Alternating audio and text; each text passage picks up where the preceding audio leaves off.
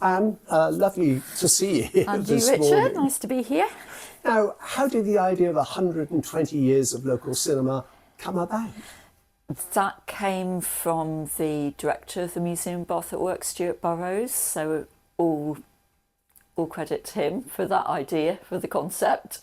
And I just thought, that sounds great. Can I help you research that, Stuart? And that's where it started. Are you regretting No, volunteering to help? It's been a lot of work, but absolutely fascinating to just trace that history and find out about it all.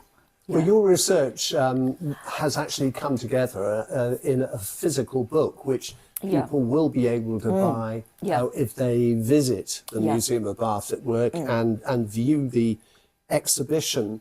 Now, your research will take us back many, many years, 120 years. Yeah.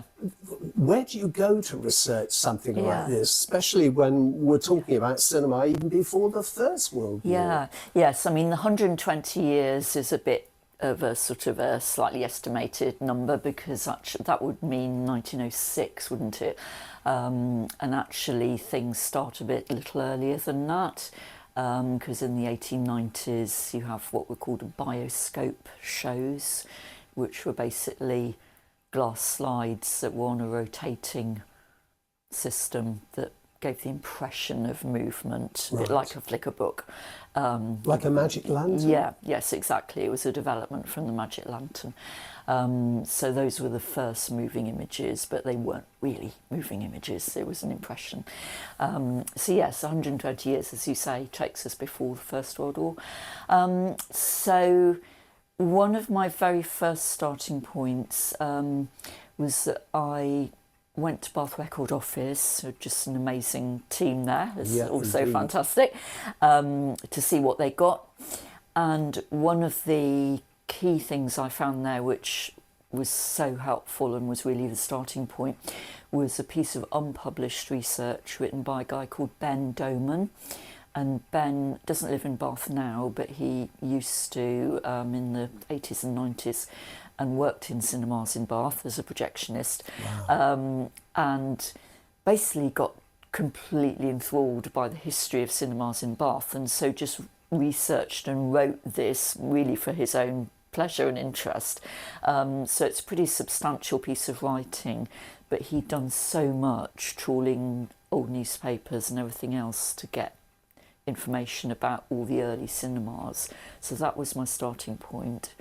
And then secondly, using the Find My Past website to look at census returns and Bath directories and things like that for references to jobs in cinemas. Well, the big screen has sort of shrunk a bit, hasn't it, in Bath? But how many screens were there at the height of cinema's attraction? It's interesting. So the initially, as I was saying, initially we had bioscope shows, and they were actually initially they were part of a variety music hall programme. Okay. So you'd have your variety show with some musicians and some dancers and this, that and the other, and then you'd have a bioscope turn as part of that programme for 10 minutes. So those were the first shows. In terms of going to the cinema as we would think of it now, the first one in our area wasn't actually in Bath, it was in Keynsham, and it was called the Kinematograph Hall. So it's a K spelling, because that was what it was called initially. And the Kinematograph Hall in Keynsham was 1908. So that is incredibly early. Well done, Keynsham. Well done, Keynsham, absolutely. And it later became the Picture House, I think it was called, and only for a very short time, actually. In Bath, the first one is the one that's now Comedia. Right. Which was then the Electric Theatre. Westgate Street, and that opened in April 1910. And then in a really short time you had 3 cinemas. So the next one then was the Picturedrome in Southgate Street, which became the Odeon later. Right.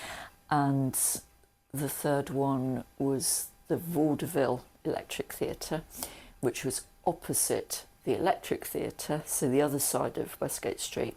And that's the building that's now the Works store. Well, I never knew And that. if you stand opposite, outside Comedia, look up, above the Works store, there's a set of blanked out windows. Right. And that's your clue to it being the cinema.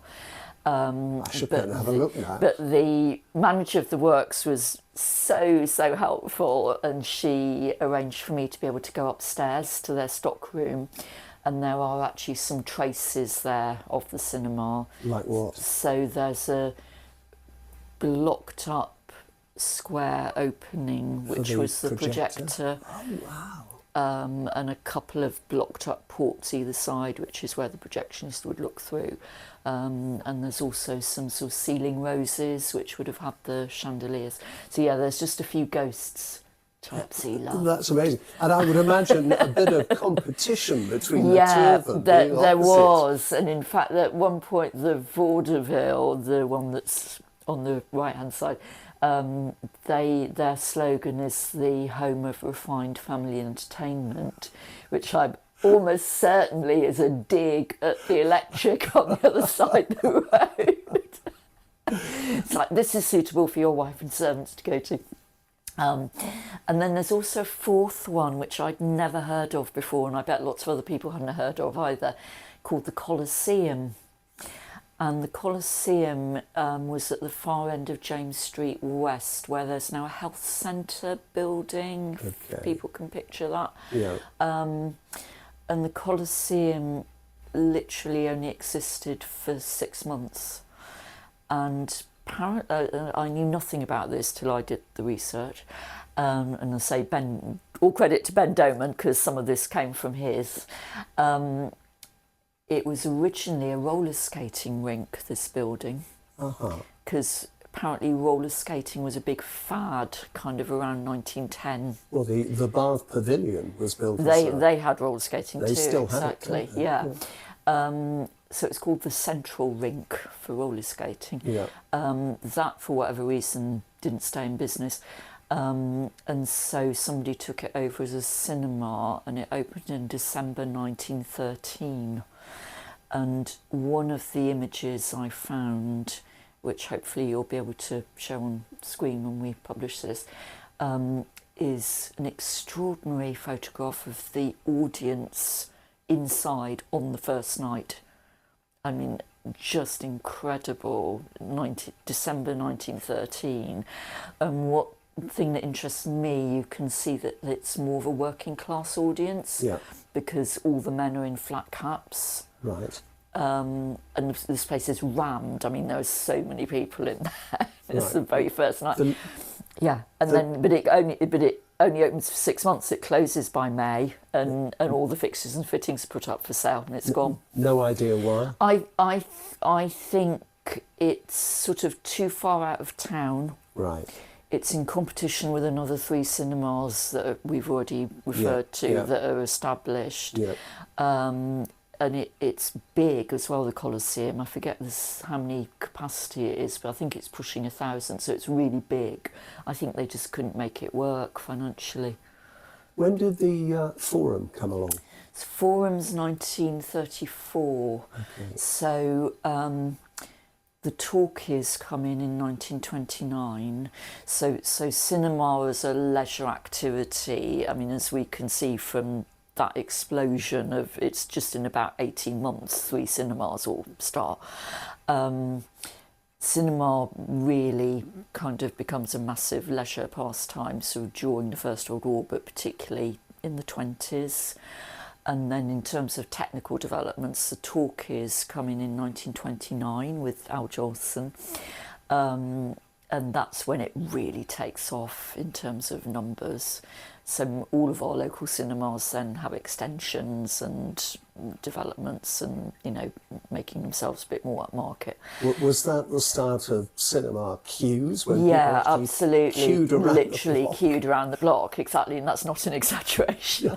But yeah, the first sort of rumours about a super cinema in Bath, as it's called, are in the very early 1930s, and then the Forum, they have to do a lot of purchasing of land and properties to get that site, and eventually that opens in 1934, so that's got a capacity of 2,000 plus. I mean, it's huge, plus the cafe and the ballroom and everything else. So there was a ballroom. There's a ballroom, which, I mean, you can still see because it's up on the first floor. Right. It's the room they use as a kind of function room now, but that was the ballroom.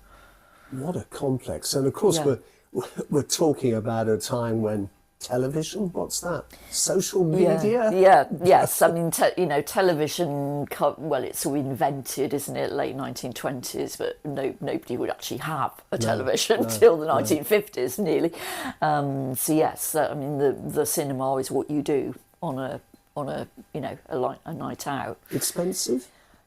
I mean, I think comparatively speaking, not especially. I mean, it looks like there was sort of a range of ticket prices. So, your cheapest tickets, I think, are perfectly affordable, even to a, ordinary, quite poor working person.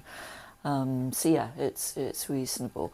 The other thing about cinema at this period we're talking about is that they ran what were called continuous shows. So rather than saying this film starts at this time, that's when you turn up, you just arrive any time at all, get your ticket and walk in. So you walk in the middle of the film. Yeah. You have absolutely no idea what's going on, who any of these characters are, or what the story is. And you just watch it until you get to the point where you came in, and then you leave. Or you could stay. Or you could stay and be a bit sneaky and stay the whole day, exactly. Can I remember the fact that there was a major film and a secondary movie? Yes. So you would have your main feature and, as you say, a kind of what we then called a B movie, a smaller feature, but also newsreels. And the newsreels are really important. So particularly in the First World War, that is where people are getting quite a lot of information from. Obviously, there's newspapers. Yes. But one of the really significant things during the First World War is the Battle of the Somme film in 1916, which actually we're going to be showing in November this year with the Little Theatre Cinema, pleased to say. That's the most extraordinary film. And that was really the first time that people saw up close the soldiers in the trenches and what was going on. I mean, it's kind of a documentary, although it's very edited, and there are actually some reconstructed scenes, but even so, it's very raw and it's quite extraordinary. What we call today fake news. Some of it. You've also researched the people who worked in local cinema, and any good stories there? Yeah, not sort of a huge number of individual stories, but what was quite, I thought, how am I going to find people? Because these are just ordinary people, if you like, they're just in ordinary jobs. So in the Bath directories, which are online, one of their search fields is you can do that by kind of address or organisation. So I could search cinemas, and that gave you some of the managers. And you can also search by job or profession in Bath directories. So that caught up a few people who were projectionists. Projectionists were called operators initially, because they were operating the equipment. So a few people like that. And I sort of thought laterally to what job name would somebody describe themselves as having. So when I was searching the census, I included searches for jobs like electrician, because some people would say sort of electrician operator at such and such a cinema or whatever, or what we would call an usherette. She might call herself attendant. So had to be a little bit lateral about thinking what their job might be described as, but doing that process through several censuses, I think we came up with about 200 or so names, or who were just names. Yeah. Don't really know about them. Yeah. But we've called it our roll call, because we just wanted to say, yeah, there were all these people who made cinema happen. Well, the fact you've come up with these people, Yeah. I'm sure people who come to see the exhibition, you may get a lot of people saying, yeah, that was my great might recognise the name, absolutely. And take things even further. Yeah, absolutely. Isn't there Did you send me a picture of an excursion, people in a open-top shower? Yes, they're in a charabanc, which is like an open-top coach thing. And that was arranged by the cinema? So that's the staff outing of the staff of the, by then the Beau Nash, I think it's 1923.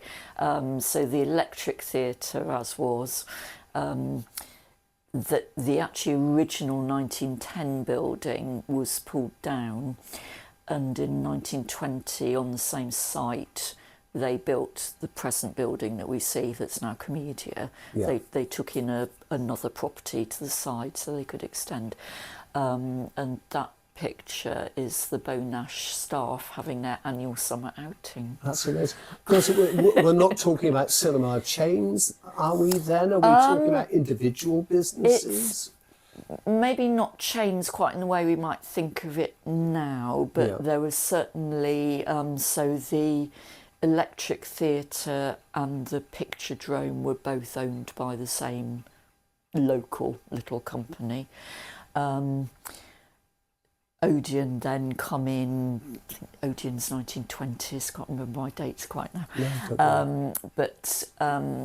So there was, I think rather than a chain, there were certain individuals who were kind of entrepreneurs, businessmen, they were all men, who ran what were called a circuit. Mm-hmm. So they'd run a circuit of cinemas. And so one of the other key sources I should mention for research, which again is available on Find My Past, is a weekly trade magazine called Kinematograph Weekly, and there's also another one called The Bioscope. But Kinematograph Weekly is just amazing, so I could do all sorts of searches using Bath. And that was really the main way of picking up the sort of trade and industry kind of stories about who owned what, particularly people changing jobs. Mr. So-and-so is going to come to Bath to run such and such cinema. That was a real gold mine as well. Kinematograph Weekly. Been very meticulous. I was very obsessed. Absolutely. Now, we're talking about Bath people going to the cinema to watch films that were made elsewhere, but you also have looked at Bath as a location for films, haven't you? Something which is very, very important today, absolutely. Let alone in the past. Yeah, no, I mean, it's massive today, isn't it, with all the various costume dramas and Jane Austen and Bridgerton, everything else. Yes. I mean, there's a few super short little kind of what we'd now call a tourism promotion film, which there's a couple on the British Film Institute archive of Bath, and they are their tourism promotion. They basically come to Bath. 40s, 50s, come to Bath. 60s. 1930s, a couple of these, really early.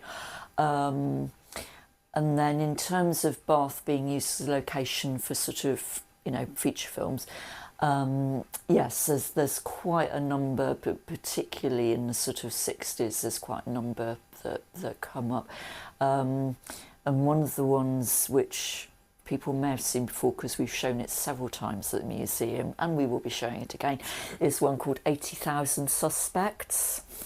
And 80,000 Suspects is an adaptation of a novel by a novelist called Alliston Trevor. The novel was called The Pillars of Midnight. It was made in 62, 63. and it's on the subject of a smallpox epidemic coming to Bath. And am I right in thinking there were literally hundreds of local extras? Hundreds and hundreds of local extras. So it doesn't sound like a seller, does it? Smallpox epidemic comes to Bath, and it's sort of mixed with this Mills and Boon Dr. Nurse love story. Oh. But it's okay. Everything's fine at the end. Yes. A few people die, but it's all okay. But yes, huge numbers of extras. And it's filmed January 63, which is that year when there was really, really heavy snow. Right. I was only 2.5. I can't remember it. I think I remember it. But anyway, so the whole of this film is just enormous quantities of snow, and nobody ever refers to it. Because it's just, you'll just have to deal with it. These days, the American Christmas movies, it's fake snow everywhere. There was an element of fake because, towards the end of the shooting schedule, the snow starts to melt, which becomes a major continuity problem. So they then actually do have to use some fake snow. And there's some nice little bits. And in the Bath Record Office archives, there's great file of correspondence of all the council officers trying to sort this out.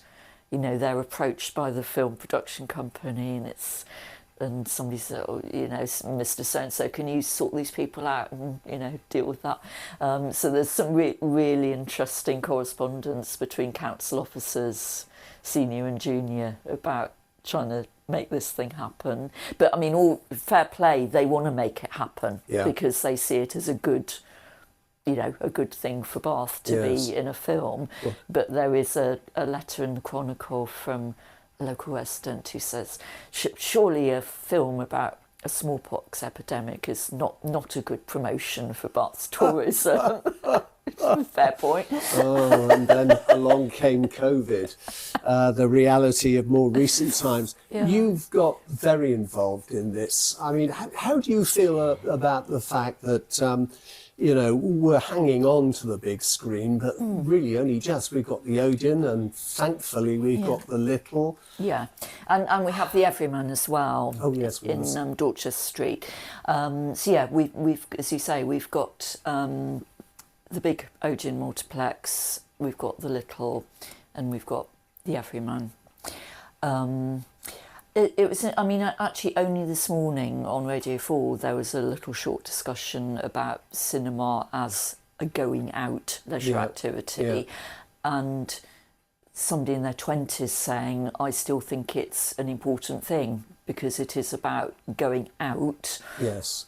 In a special way and having a shared experience. I mean, to me, that's the same as the live music experience. Yeah, or going it's something really special that's quite different from listening or watching at home. And however big your TV is at home, it's nothing compared to the big screen. Yeah, exactly.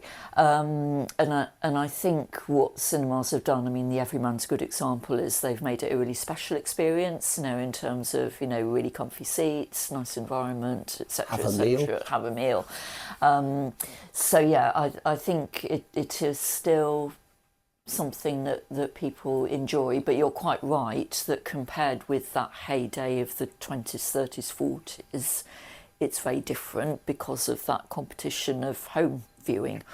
And I mean, another thing that we cover in the exhibition is the introduction of home video. Right. Remember that whole thing about going to the video shop to rent your VHS tapes on a Friday night? We had on the video front in Bath. So that's one of the developments as well. Now we watch at home in a different kind of way. But I think also that social experience of going to cinema is really important. And one of the things that we've enjoyed in this process is we've had interviewed some really great people. So Ben Doman, one of them, a lovely gentleman called Harold Willis, who was a projectionist at the Bonash in the 1970s. Had just brilliant memories. And then we've also interviewed Chris Baker from Bath Film Festival, talking about how they got started, and again that important sense of coming together to watch films. And then lovely people, the Steele family from Midsummer Norton, Shirley Steele, who was a councillor for Bath and North East Somerset for many, many years, and two of her children, Duncan Steele and Ashley Steele. Their family ran the Palladium in Midsummer Norton for years and years and years. And they've kindly loaned a number of things to us for our exhibition, which is amazing. And we've also got audio clips of these interviews.